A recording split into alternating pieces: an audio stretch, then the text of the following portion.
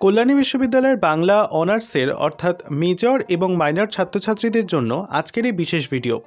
জাতীয় শিক্ষানীতি অনুযায়ী 2023 সালে যে নতুন সিলেবাস প্রবর্তিত হয়েছিল, সেই সিলেবাসের অন্তর্গত প্রথম সেমিস্টারে যে সকল ছাত্রছাত্রীরা বাংলা মেজর এবং মাইনর নিয়ে পড়াশোনা করছো, তাদেরকে আজকে ফার্স্ট সেমিস্টারের উপযোগী বিশেষ বাংলা মেজর এবং মাইনরের সাজেশন দেওয়া হচ্ছে। নমস্কার বন্ধুরা, বেঙ্গলি স্টাডি উইথ জি চ্যানেলে তোমাদের সকলকে স্বাগত জানাই। ভিডিওটা শুরু করার আগে একটা অনুরোধ, ভিডিওটা ভালো লেগে থাকলে অবশ্যই ভিডিওটিকে একটি লাইক করে বন্ধুদের সঙ্গে শেয়ার করতে ভুলবে না। চ্যানেলে যদি নতুন হয়ে থাকো তাহলে অবশ্যই চ্যানেলটিকে সাবস্ক্রাইব করে পাশে থাকা বেল আইকনটি প্রেস করে চ্যানেলের সঙ্গে থাকবে। প্রথমে বলে রাখি, অবশ্যই খাতা পেন নিয়ে আজকে তোমাদের যে সাজেশনগুলো দেওয়া হচ্ছে সেগুলো অবশ্যই লিখে নেবে। এর মধ্যে থেকেই কিন্তু তোমরা একদমই কমন পাবে। প্রথমত, প্রত্যেকটি পর্বের অর্থাৎ তোমাদের যে পর্ব 1, 2, 3, 4 করে দেওয়া হয়েছে, এমনকি ভাষাতত্ত্ব পর্ব থেকেও কিন্তু আজকে সমস্ত সাজেশন দিয়ে দেওয়া হবে। ভিডিওটা ভালো লাগলে অবশ্যই বন্ধুদের সঙ্গে শেয়ার করো এবং তাদেরকেও এই সাজেশনগুলো দেখার সুযোগ করে দিও। তাহলে খাতা পেন নিয়ে তোমরা লিখে নাও কী কী বলা হচ্ছে সাজেশনগুলোর ক্ষেত্রে। প্রথমেই দেখো, বলা হয়েছে Kalyani university Bengali suggestion for major and minor 2024। প্রথমেই যে প্রশ্নগুলো তোমাদের একটু বুঝিয়ে দেওয়ার জন্য দেখো হাইলাইট করে দেওয়া রয়েছে, সেক্ষেত্রে বলে রাখি, যেহেতু তোমাদের কোশ্চেন প্যাটার্ন কীরকম হতে চলেছে আমি আগেই জানিয়েছি যে 2 নম্বরের এসএকিউ, 5 নম্বরে একটা মাঝারি মানের প্রশ্ন বা ব্যাখ্যাধর্মী প্রশ্ন এবং 10 নম্বরের রচনাধর্মী প্রশ্ন আসবে। সেক্ষেত্রে আজ তোমাদের যে প্রশ্নগুলো নিয়ে আমি আলোচনা করছি সেগুলো কিন্তু সবই 5 এবং 10-এর উপযোগী। অর্থাৎ কোনো প্রশ্নই কিন্তু আলাদাভাবে আমি ডিভিশন করিনি যে এটা 5-এর ক্ষেত্রেই প্রযোজ্য, এটা 10-এর ক্ষেত্রেই প্রযোজ্য। প্রত্যেকটা প্রশ্নই কিন্তু ঘুরিয়ে 5-এও আসতে পারে, 10-এও আসতে পারে। দেখো তাহলে, প্রথমেই চর্যাপদ থেকে কোন কোন 3টে প্রশ্ন তোমাদের পড়ে রাখতে হবে। আরও একটা কথা বলে রাখি, সেক্ষেত্রে কিন্তু আমি প্রতিটা প্রশ্নের ক্ষেত্রে যে প্রশ্নগুলো সর্বাধিক গুরুত্বপূর্ণ তাদের পাশে কিন্তু স্টার মার্কিং করেছি। তোমরাও কিন্তু এই স্টার মার্কিংটা করেই পড়বে। দেখো, চর্যাপদ থেকে প্রথম যে প্রশ্নটি বলছে সেটি হচ্ছে চর্যাপদের সমাজচিত্র বা লোকায়ত জীবন। প্রশ্নটা ঘুরিয়েও দিতে পারে, সমাজচিত্র না বলে লোকায়ত জীবনও দিতে পারে, সেক্ষেত্রে কিন্তু সমাজচিত্রই উত্তর লিখতে হবে। এছাড়াও বিভিন্ন লাইন তুলেও কিন্তু প্রশ্ন দিতে পারে। 2 নম্বর প্রশ্নে বলা হচ্ছে চর্যাপদের গুরুত্ব কী কী ক্ষেত্রে, ভাষাতাত্ত্বিক, ঐতিহাসিক, সামাজিক এবং কাব্যিক, এই 4টি ক্ষেত্রে চর্যাপদের গুরুত্ব কিন্তু দিতে পারে। 3 দাগের প্রশ্নে বলা হচ্ছে চর্যাপদের কাব্যমূল্য বিচার করে এর গুরুত্ব বুঝিয়ে দাও। দেখো, এখানে প্রথমে প্রশ্নটা যেভাবে বললাম যে গুরুত্ব, সেক্ষেত্রে দেখবে লাস্ট পয়েন্টে কাব্যিক গুরুত্ব দেওয়া হয়েছে। তাহলে প্রশ্নটা কিন্তু ঘুরিয়ে এভাবেও আসতে পারে যে চর্যাপদের কাব্যমূল্য বিচার করে এর গুরুত্ব বুঝিয়ে দাও। বোঝা গেল? চলে যাব পরের পয়েন্ট, অর্থাৎ তুর্কি আক্রমণ। এখান থেকে একটি প্রশ্নই তোমাদের পড়তে হবে, সেটি হচ্ছে তুর্কি আক্রমণের ফলাফল সামাজিক ও সাহিত্যিক।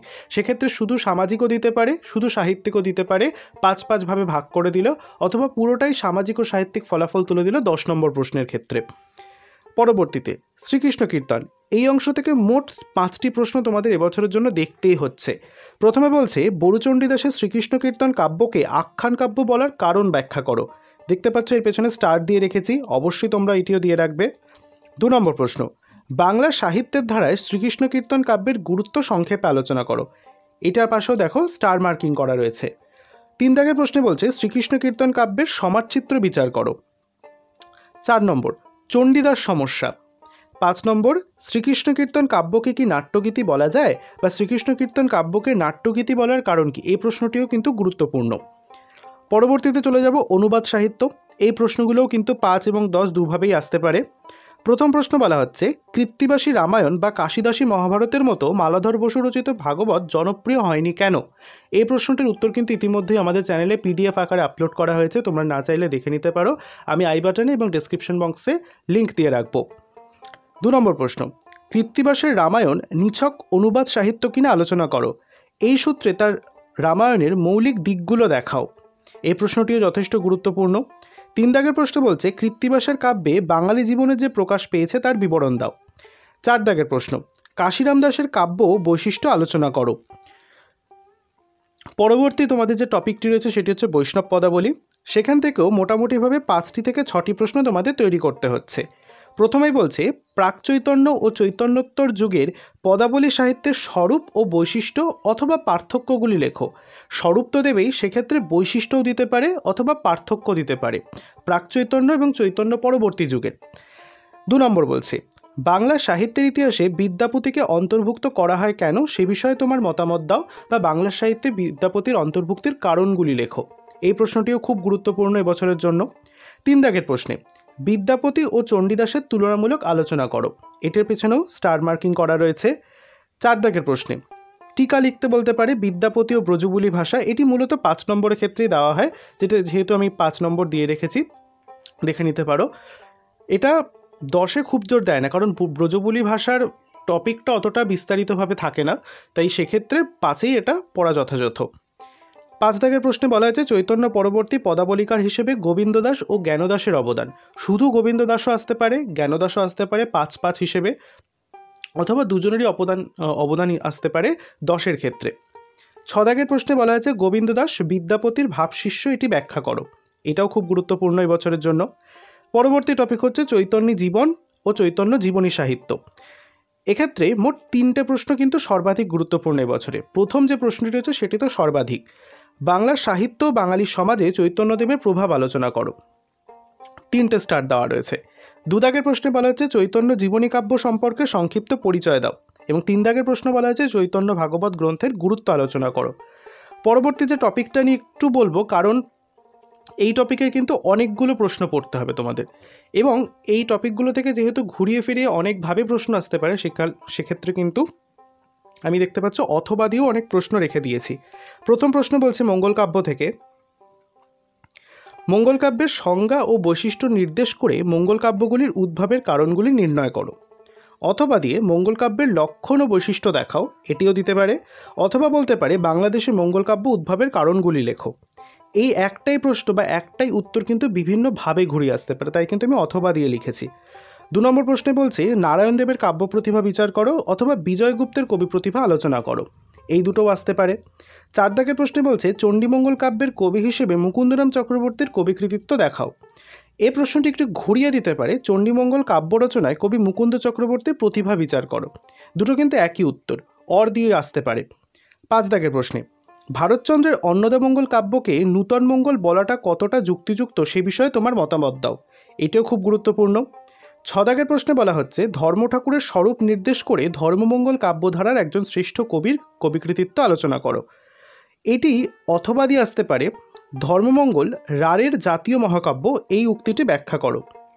পরবর্তীতে মুসলিম কবি ও কাব্য, এখান থেকে সবিশেষ 2টো প্রশ্ন পড়লেই হবে, কারণ দেখা গেছে যে এই পার্টটা থেকে কোনোবারই সেরকমভাবে বড় প্রশ্ন আসে না, তাই এই 2টো প্রশ্ন দেখে যাওয়াই উচিত। কি বলছে মধ্যযুগের রাজসভার কবি দৌলত কাজী রচিত লোরচন্দ্রানী বা সতী ময়নামতির কাহিনীর কবি কৃতিত্ব আলোচনা করো। কাহিনী এবং কবি কৃতিত্ব। মধ্যযুগের বাংলা সাহিত্যে সৈয়দ আলাওলের স্বাতন্ত্র বৈশিষ্ট্য লেখো। এই 2টো প্রশ্ন দেখে গেলেই এনাফ, কারণ এখান থেকে অতটা ভালো প্রশ্ন আসে না। নেক্সট শাক্ত পদাবলী, যেহেতু তোমাদের সিলেবাসে দুজনই রয়েছে রামপ্রসাদ সেন এবং কমলাকান্ত ভট্টাচার্য, তাহলে সেক্ষেত্রে তাদেরই কবি কৃতিত্ব দেখে যাওয়াটাই ন্যায়সঙ্গত। পরবর্তীতে ভাষাতত্ত্ব, এক্ষেত্রে আমি একটু আলোচনা করে দিই। ভাষাতত্ত্বে যে প্রশ্নগুলো 5 এবং 10-এ আসতে পারে সেগুলো আমি দেখো মার্কিং করে দিয়েছি। প্রথমে কি বলছে কোনো ভাষা থেকে বাংলা আইপিএতে রূপান্তরের নিয়মগুলি লেখো। এটির মার্কস 5। 2 নম্বর বলছে বাঙালি জাতি ও বাংলা ভাষার মধ্যে সম্পর্ক নিরূপণ করো। এটি 10 নম্বরের প্রশ্নের ক্ষেত্রে। পরবর্তীতে যে 3টি প্রশ্ন রয়েছে সেই দুটো 5 নম্বরের। কি বলছে প্রাচীন বাংলা ভাষার নিদর্শন ও কালপর্ব লিখে 4টি ধ্বনিতাত্ত্বিক বৈশিষ্ট্য লেখো। 4 দাগের প্রশ্ন অন্তঃমধ্যযুগের বাংলা ভাষার ভাষাতাত্ত্বিক বৈশিষ্ট্য আলোচনা করো। 5 নম্বর প্রশ্নে ভাষার সংজ্ঞা ও বৈশিষ্ট্যগুলি সূত্রাকারে আলোচনা করো। এই 3টি 5-এর ক্ষেত্রেই যথোপযুক্ত। পরের 2টি প্রশ্ন 10 নম্বরের ক্ষেত্রে। কি বলছে প্রাচীন বাংলার সময়সীমা উল্লেখ করে এই পর্বের বাংলা ভাষার সাধারণ বৈশিষ্ট্যগুলি সম্পর্কে আলোচনা করো। 7 দাগের প্রশ্নে বলা হচ্ছে বাংলা ভাষার উদ্ভব ও ক্রমবিকাশের ধারাটি লেখো। 8 দাগের প্রশ্নে যে প্রশ্নটি বলা হয়েছে সেটি 5, এবং 9 দাগের প্রশ্নটিও যেটি বলা হচ্ছে সেটিও 5, অর্থাৎ 5 মার্কসের। বলা হচ্ছে সংস্কৃত ভাষাকে বাংলা ভাষার জননী বলা যায় কিনা সেই বিষয়ে তোমার মতামত দাও। 9 দাগের প্রশ্নে বলা হয়েছে আদি মধ্যযুগের বাংলা ভাষার বৈশিষ্ট্যগুলি আলোচনা করো। 10 দাগের প্রশ্নে বলা হচ্ছে আন্তর্জাতিক ধ্বনিমূলক বর্ণমালা বলতে কী বোঝায়, উদাহরণসহ এই বর্ণমালা লিপ্যান্তরের নিয়মগুলি আলোচনা করো। 11 দাগের লাস্ট প্রশ্নে বলা হয়েছে সাম্প্রতিককালের বাংলা ভাষার ভাষাতাত্ত্বিক বৈশিষ্ট্যগুলি আলোচনা করো। তাহলে এই ছিল ভাষাতত্ত্ব অংশের প্রশ্ন। ইতিমধ্যে আমাদের চ্যানেলে কিছু কিছু করে নোট এবং শর্ট কোশ্চেন আপলোড করা শুরু হয়েছে। যারা আমার চ্যানেলের রেগুলার ভিউয়ার তারা অবশ্যই দেখে থাকবে, যারা নতুন দেখছে তারা কিন্তু অবশ্যই চ্যানেলটিকে ভিজিট করে ওই ভিডিওগুলো থেকে উপকার পেতে পারো। আশা করছি ভিডিওটা ভালো লেগেছে।